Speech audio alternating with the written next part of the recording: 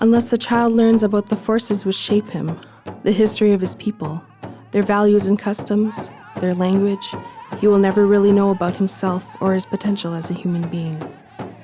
National Indian Brotherhood, 1972.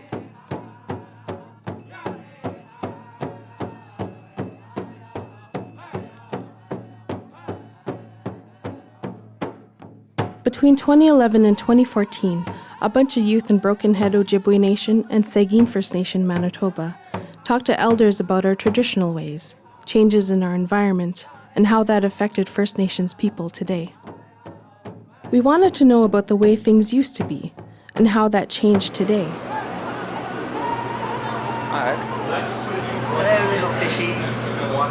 Some of us had the opportunity to learn how to make videos, and others got to go out on the land and try new things for the first time. We had a lot of fun and learned a lot too. This is our story. What was life like when you were a child? When I was a child, life was, well, not as bad as it is today, because in those days, everything was done by hand. You had to work hard to make a living. You didn't depend on technology like we had today. Today, everything is so easy. If you're gonna go somewhere, you just jump into your vehicle and you're there in an instant. No roads, we had no roads. We crossed the water in boats. That was one of our way of life. We used to get nets from the government to, for our own food, and we'd fish right on the river. And how do you learn about harvesting Anishinaabe foods? Well, I learned from my elders. We used to go out, for instance, we used to go out picking berries, blueberries. My dad used to teach us how to hunt beavers, and we used to skin them and put them in a piece of board and everything. My dad used to make a life like that. Okay, what about you? Do you like sturgeon? Do you like any kind of fish? Pickerel. Pickerel, well that's fish, that's good. Very good stuff. It's really healthy for you. It makes your body grow good, nicely. It's brain food. Maybe you get smarter, but I don't know. I didn't get smart over the years. I just kept eating it and I never got smart about it. Yeah. Well, I've been eating lots of Anishinaabe food for quite a while. Like you go out in the bush, you could almost pick anything you want. Being out there, it's who I am or who we are as Anishinaabe. We go pick wheat in the fall at Rice Lake. We have to dig it out from the ground. And I've been doing that for a long time. I could show you my wheat. It's still tied up in strings. And then that thing is good, and you could grind it up. Use it a lot of ways. This is just one of the strings of wiki she has. There's more. Those are roots from the ground. That thing is very powerful. I find a lot of medicine in Brokenhead River here, but I would not use it because there's too much pollution. There's only common sense. Yeah. Some people say, well, it's a medicine, no matter where it is. But it's common sense. You don't pick something that's you.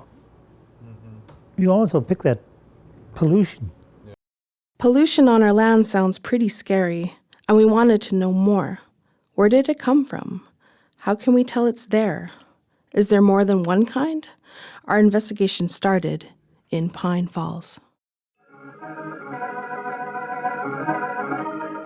Along the riverbank, pulpwood boats wait quietly for the water to rise and float them away, while elsewhere, men work to heave them into the stream.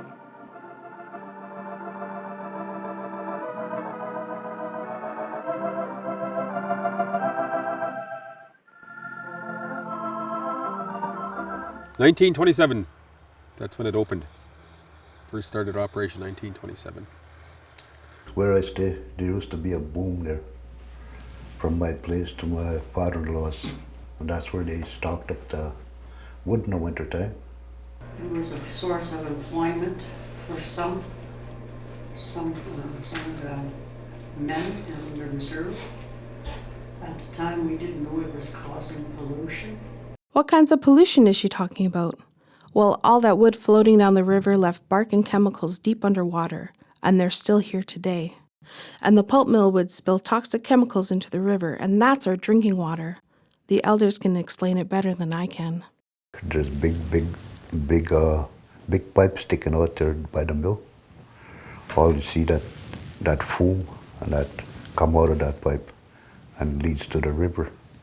After making billions and billions of dollars, they're up and gone after they've done the damage. So you gotta be aware of that. Oh yeah, there was numerous spills in the mill there, but like the one I was telling you about was that Busan 52 when it spilled there. They said it spilled at night, and they weren't notified till the next morning, and who knows how many liters of it spilled into the river. And then we were driving by the dam there, and it says Busan 52, way to go, kill those fucking Indians. You know, I couldn't believe that. I'm scared of the water. Sometimes the water looks so dirty. I don't think this river will ever be cleaned. Not with all that stuff underneath it. Every time it's windy and the waves, big north wind blows, you can just see the stuff in the shoreline coming from underneath the water into the shore, staying on the shoreline. Brokenhead Ojibwe Nation never had a mill, but the elders told us that changes were happening in other ways. We learned about flooding that destroyed animal habitat and upstream activities that put pollution right in our backyards. You see, back in the 60s, they built these dams. When they did that, they backed up the water. And now they control it. The water, they bring it up, put it down. We used to have millions of muskrat in this marsh. Now there's some, but they're few and far between. They say sturgeon is declining because of overfishing. Again, I say no. It's because they're destroying the spawning areas. They're building dams where the fish used to spawn. Progress, you know, that's what you call progress, I guess, you know, for somebody else, not for us.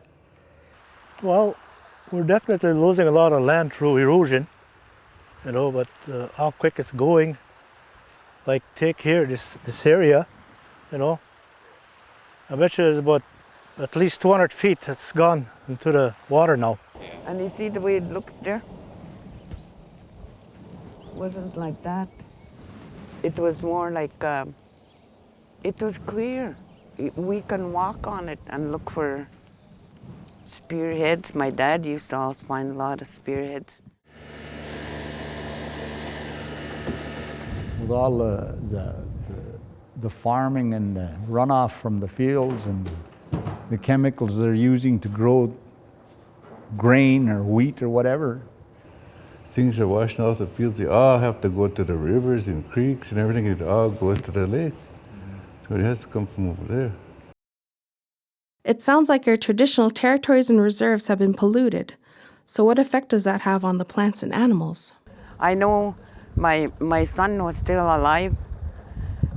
One day he went to check his snares and he brought a rabbit. I skinned it and it was all bubbly, like it had sores. That was sad. I wanted to cry because I love rabbits too.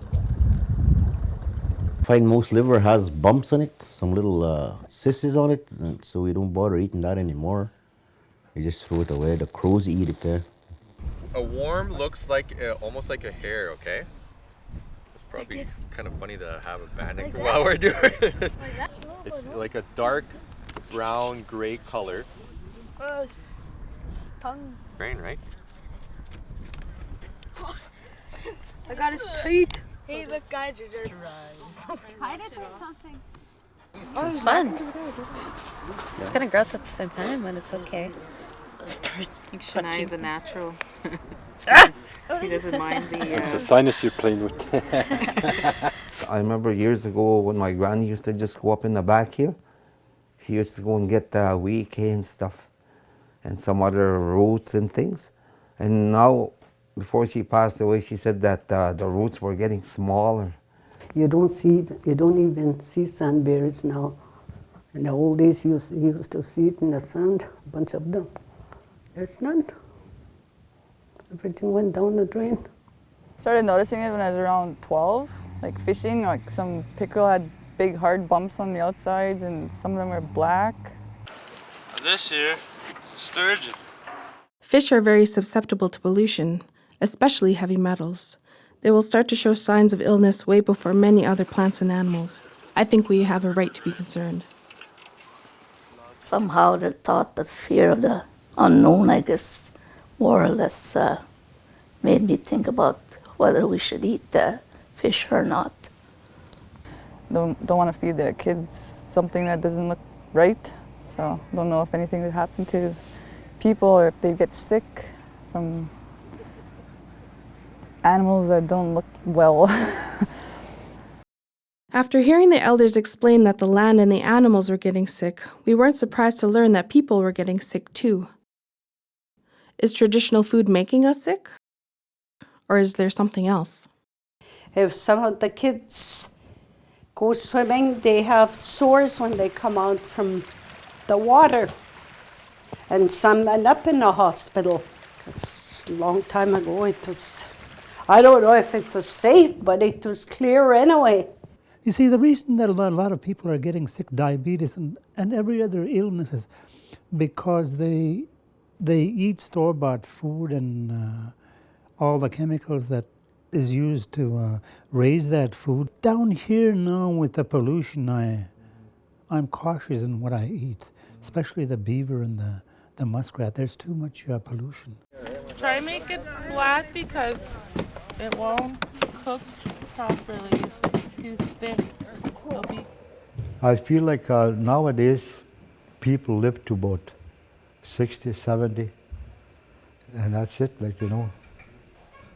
Years ago, you used to live, you lived for quite a while.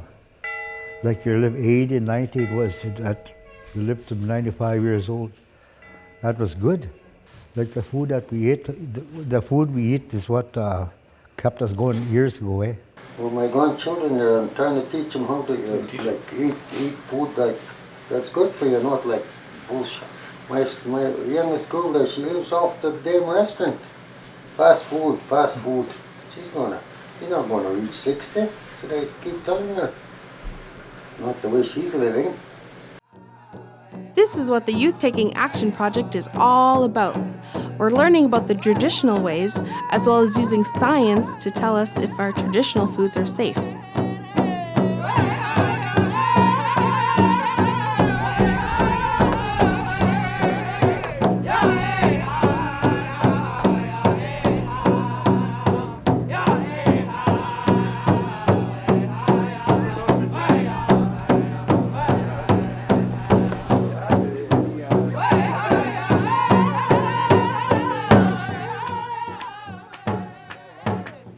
You gotta do something, or it's too late.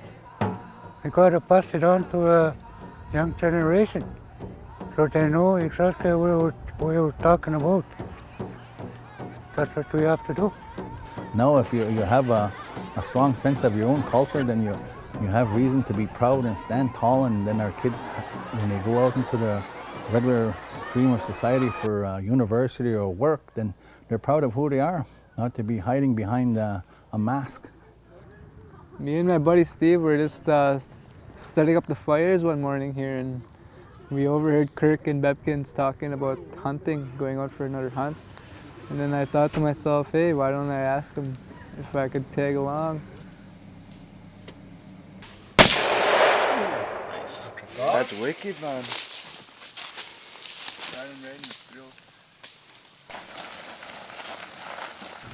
It's kind of messy and stinky.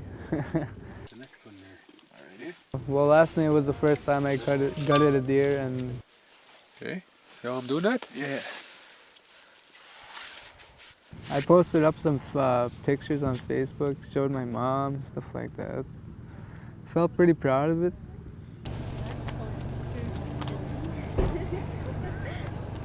Like a lot of the young girls that we've been having coming to the skinning and hunting area, they've been getting interested in it. I'm just randomly. Have you guys ever done anything like this before? Yeah. My 5th time. My family does a lot of this. This is actually like my first time trying. Really? You didn't try it last time? No. That glare from the water, it's amazing. In order to do the scientific analysis, we had to collect samples.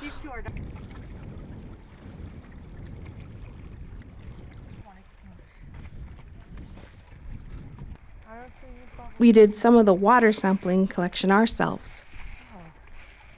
For the others, we asked land users to help out. Over here, there's lots of moose, eh? On the northern Ontario side right here. My friend is from Ontario. Well, we try to avoid taking the cow. It's like a last resort thing. We prefer taking the bull than the cow, you know? Because the cow reproduces. So this will be testing, the big jar will be testing for OCs, yeah, PCBs, and these will be testing for metals. So this is one deer. One deer from one area. One area, okay. They collected deer and moose liver, fish, wild rice, and the weekay to see if it's safe to eat. One of the foods that are still there. They're after here, sir. Yeah, after you. Put it in the wind. Yeah.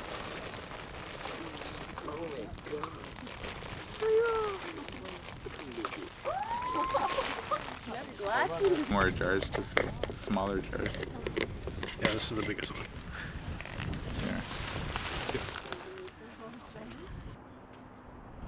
The First Nations diet of old is much better than the diet that most people have now, for sure.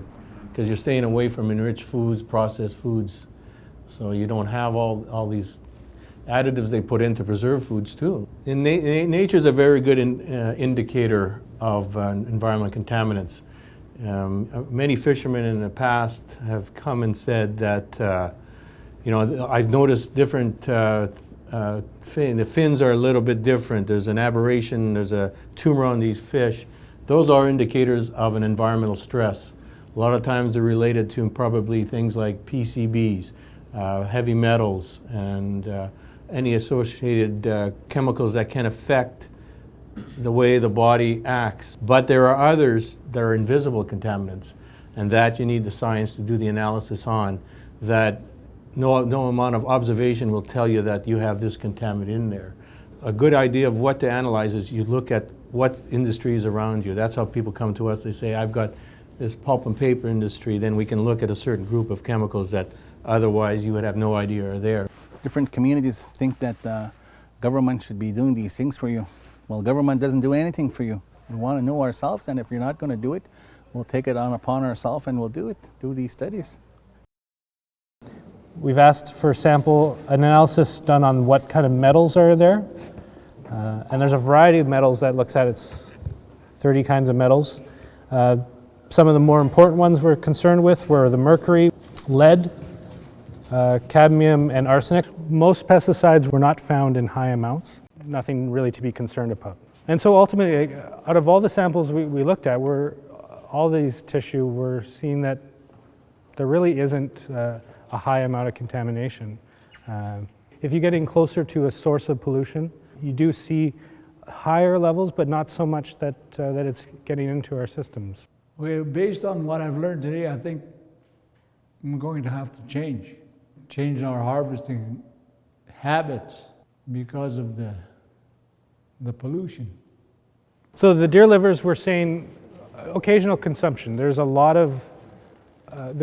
of things in the liver, and it's good to only eat it occasionally. So that'd be maybe once or twice a week kind of thing. Definitely continue eating traditional foods. The only caution I think is that we need to protect it really. If we don't take care of Mother Earth, how is she going to take care of us? And I think that should be a lesson in itself. No way, man. Our traditional foods are still safe to eat, but we still need to take caution around areas we know are polluted and to limit the amount of deer and moose liver we eat. And we should definitely pay attention to how things progress over time and do our best to protect our lands, the plants, and animals. How do we survive in a world that is destroyed by progress? When people say progress, you know, they're walking on a road that is actually one way. It's a dead-end road.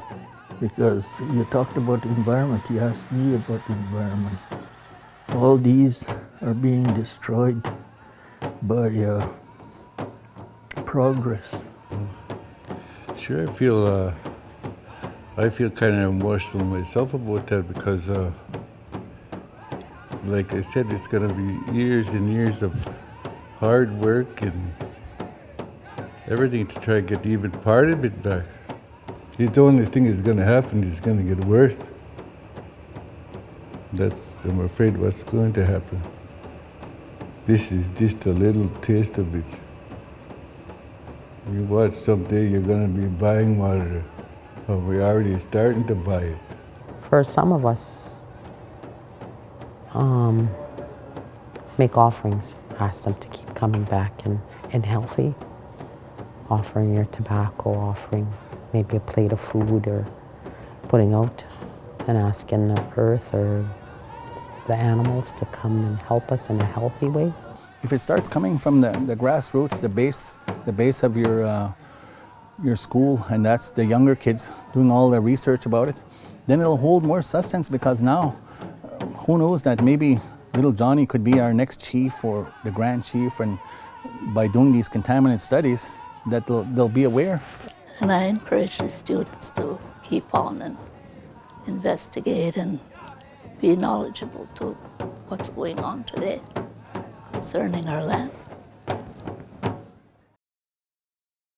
All of these contaminant projects and all these projects that we do, I'd like to acknowledge funding sources that do contribute funds, like Health Canada for the Contaminants Project, Oceans and Fisheries, the province of Manitoba, the Heritage Centre, Canada Post, and others. We're fortunate that they're able to provide funds this year and hopefully the following years so we could continue on this project for years to go. Miigwech.